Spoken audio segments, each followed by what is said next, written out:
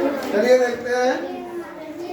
आज कल हम लोगों ने बात कर ली थी तत्व और यौगिक की, है ना? क्या तक हो गया था? तत्व और यौगिक तक।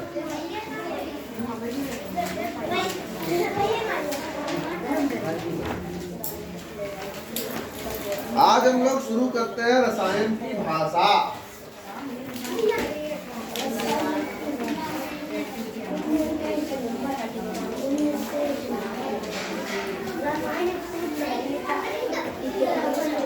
शब्द है रसायन की भाषा। ये कोई भी चीज लिखनी हो, पढ़नी हो, उसके लिए किसी भाषा की जरूरत है ना?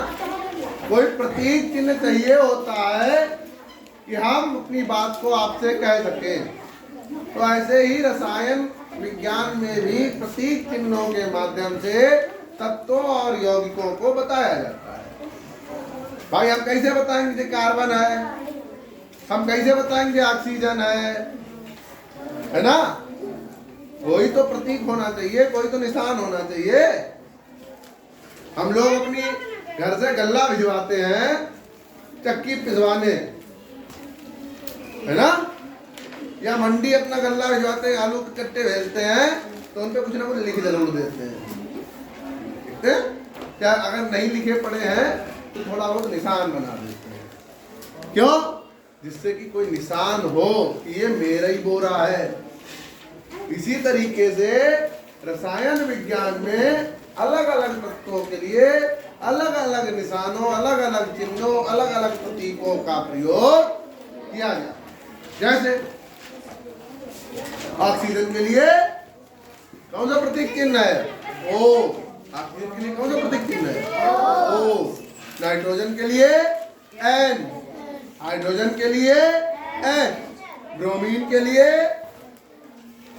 We are. ऐसे अनेकों अनेक प्रतीक चिन्ह बनाए गए। तो इसकी शुरुआत कैसे हुई, इस पर जरा देखते हैं। तत्वों के प्रतीक चिन्ह की शुरुआत कैसे हुई?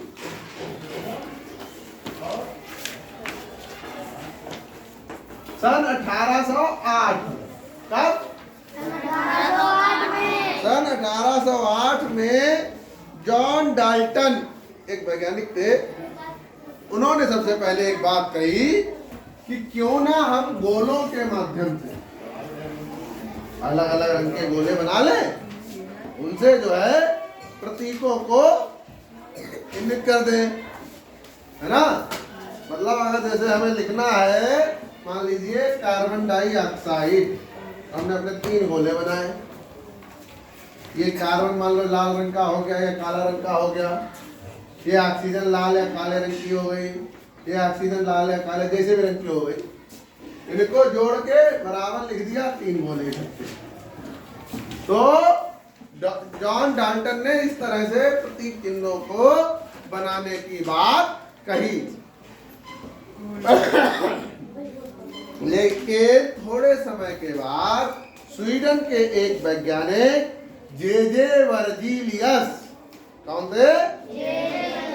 जे वर्जीलियस, ये नाम याद कर लीजिए, जे वर्जीलियस। इन्होंने सबसे पहले कहा कि ऐसा करा जाए कि क्यों ना हम जो है अक्षरों के पहले, वो शब्दों के या तत्वों के पहले अक्षर को प्रतीक चिन्ह बना। ठीक है? तो प्रतीक चिन्ह पहला अक्षर बनाने के बाद जे वर्जीलियस ने कही, तो उसके बाद जे वर्जीलियस का बहुत ज्यादा विरोध हुआ। कितना विरोध हुआ कि उसके बात को किसी ने मानने से इनकार कर दिया। लेकिन 100 साल बाद लगभग उसी बात को मानते हुए तत्वों के प्रतीक चिन्ह जो है उनके नाम के पहले और दूसरे अक्षरों से बनाए।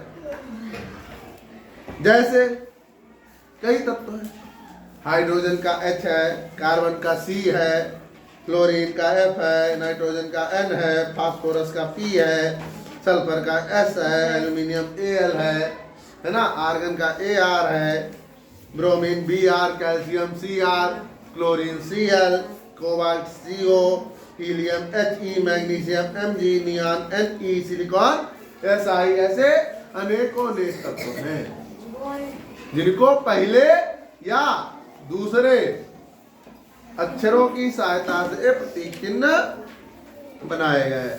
लेकिन कुछ नामों के लैटिन एक भाषा है, तो कुछ तत्वों के लैटिन नाम के आधार पर भी उनके प्रतीक चिन्ह बनाए गए।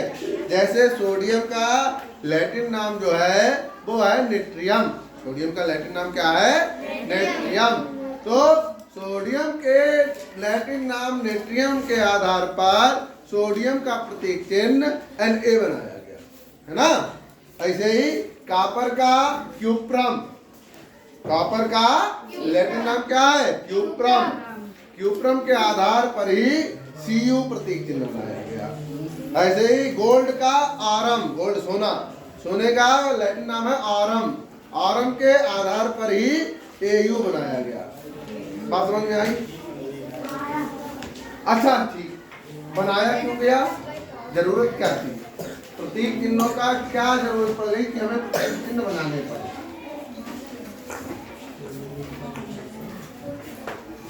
ऐसी कौन सी आवश्यकता पड़ी कि हमें प्रतीक चिन्ह बनाने पड़े? ऐसा था कि बहुत लंबे लंबे नाम हो जाते थे, लिखने पढ़ने में भी दिक्कत होती थी। तो एक तो यही कारण उनका संक्षेपीकरण। अब जैसे हमें लिखना है हाइड्रोजन के 2 परमाणु मिलाइए, ऑक्सीजन का 1 परमाणु मिलाइए, फिर उसको जो है हाइड्रोजन के 2 परमाणु और हाइड्रोजन का 2 परमाणु और ऑक्सीजन का 1 परमाणु मिलाने के बाद जल बनेगा। इतना लिखना पड़ता है। अब क्या लिखते हैं? H2+O = H2, है ना। ऐसे ही हम दूसरी चीज लिखते हैं, मान लो हाइड्रोजन के 2 परमाणु, ऑक्सीजन का 4 परमाणु, सल्फर का 1 परमाणु। अब इतना नोटंकी लिखने के बाद कहीं आपको जो है सल्फ्यूरिक एसिड मिलता है। तो इन विषयों के संक्षेपीकरण छोटा कर दिया, H2SO4। इसके लिए प्रतीक चिन्ह की आवश्यकता पड़ी। अब प्रतीक चिन्ह से फायदा क्या थी? प्रतीक चिन्ह एक तो तत्व बताता था, प्रतीक चिन्ह एक तो तत्व बताता था, हाइड्रोजन है तो H। दूसरा परमाणुओं की संख्या प्रदर्शित करता था। जैसे यदि H लिखा हुआ है इसका मतलब हाइड्रोजन का केवल 1 परमाणु, यदि H2 लिखा हुआ है इसका मतलब हाइड्रोजन के 2। तो इस तरह से ये क्लियर करना। अब बात आती है इसके बाद रासायनिक सूत्र। अगला जो हमारा टॉपिक है वो है रासायनिक सूत्र। रासायनिक सूत्रों की बात करें तो किसी भी तत्व या यौगिक को लिखने के लिए जिस तरीके से हम उसे लिखते हैं, कितने परमाणु कितने हम सारा उसमें लिखते हैं, उसको हम रासायनिक सूत्र कहते हैं, है ना। जैसे मान लीजिए हमें किसी तत्व को लिखना है तो हम क्या करेंगे? उसके प्रतीक चिन्ह के आगे उसके परमाणुओं की संख्या लिखेंगे, है ना। तो किसी तत्व के अणु दर्शाने वाले उसके परमाणुवीय प्रतीक के समूह को तत्व का अणुसूत्र कहते हैं। मैंने कहा ना, जैसे हमें अपने किसी तत्व को दिखाना है तो हम उसके परमाणु का प्रतीक चिन्ह लिखेंगे, परमाणु के प्रतीक चिन्ह के आगे लिखेंगे कि उसमें कितने परमाणु हैं। तो इस फार्मूला को, इस तरीके को हम क्या कहेंगे? परमाणु का या तत्व का रासायनिक सूत्र, ठीक है। जबकि यौगिक का रासायनिक सूत्र क्या होगा? यौगिक के रासायनिक सूत्र में परमाणुवीय प्रतीकों का वह समूह दिखाया जाएगा जो उस यौगिक में उपलब्ध है। और कितना कितना उपलब्ध है, मतलब बात नहीं समझे।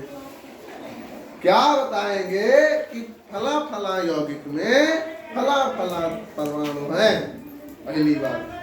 दूसरी बात, फला फला यौगिक में फला फला परमाणु फला फला संख्या में। अब ये फला फला हटाओ, कंफ्यूज हो जाता है। जैसे आपको बताएगा कि सल्फ्यूरिक एसिड में हाइड्रोजन है, सल्फर है, ऑक्सीजन है, ठीक।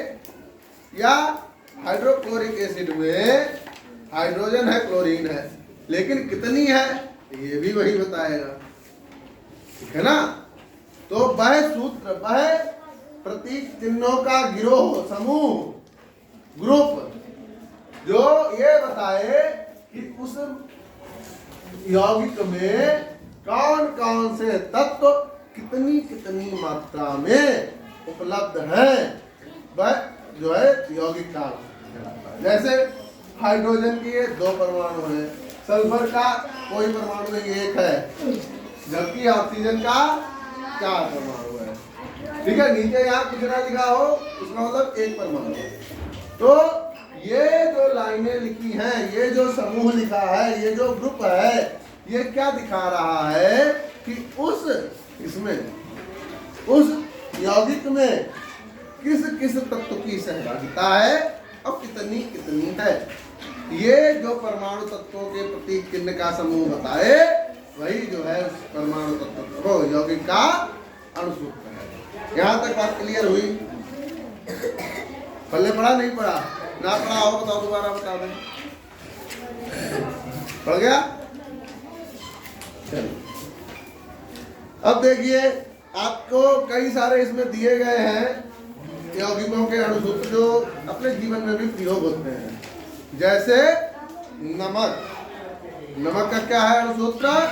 NaCl, sodium chloride, carbon dioxide CO2, sulphuric acid H2SO4, nitric acid HNO3। ये आपके दिए गए हैं और ये भी उसमें दिया गया है कि कौन से तत्व हैं और कितने कितने हैं। आप तालिका को देखिए, जैसे दिया गया है नाइट्रिक एसिड नंबर 4 पे HNO3, हाइड्रोजन, नाइट्रोजन और ऑक्सीजन, उनके प्रतीक है हाइड्रोजन का N, नाइट्रोजन का O, ऑक्सीजन का। हाइड्रोजन के कितने परमाणु हैं? नाइट्रोजन के, ऑक्सीजन के। तो इस तरह से इस तालिका में पूरा विवरण दिया गया है। बात समझ में आ रही है? अब आज अम्ल और क्षार की छोटी सी परिभाषा देख लेंगे, उसके बाद कल इसके ऊपर चर्चा करेंगे, रहेगा? चलिए, सबसे पहले तो अम्ल और क्षार होता क्या, ये कोई बताएगा? क्या अम्ल क्षार देखे किसी ने? नहीं देखे? अभी देखे निकलेंगे। देखो, अम्ल क्षार कोई नहीं देखा? पक्की बात? सोच लो एक बार।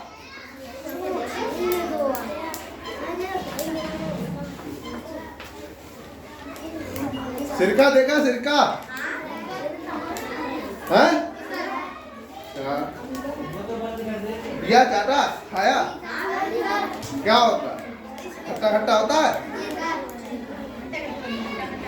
अम्ल है, अम्ल है। अर्थात जितनी भी खट्टी चीजें हैं लगभग सभी अम्ल हैं। जिन, अगर वैज्ञानिक आधार पर परिभाषा कहें तो जिन वस्तुओं का पीएच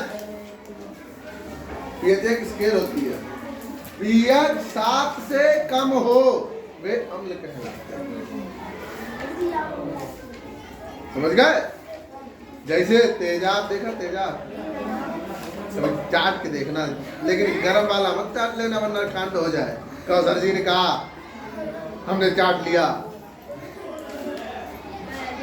तेजाब साटरी में पड़ता है थोड़ा सा, बल्कि साटरी में नहीं पड़ता, लेकिन आजकल जो है हमारे ये जो बतासे वाले हैं, ये लोग तेजाब का उपयोग करने लगे अपने पानी बनाने में। हल्का से डाल देते हैं, उनका काम हो जाता है उतने में, और हमारी आंतें गल जाती हैं। तेजाब क्या करेगा? आंतें गला देगा। तो फिलहाल तेजाब भी अम्ल है, बातों को सीरियस मत ले लेना। पता चला घर पे जाकर चाट लो तो सब्जी नहीं गई थी, तेजाब खट्टा हो। ठीक, साटरी अम्ल है, एक वो चूरन आता था पहले, हम लोग काला काला खाते थे। हाँ, वो भी अम्ल से बनता है। ठीक है, तो ये सब अम्ल है। बात समझ में आ गई? यहाँ तक बात पहले पड़ी। जितनी चीजें खट्टी है, जितनी कुछ, क्या बताता।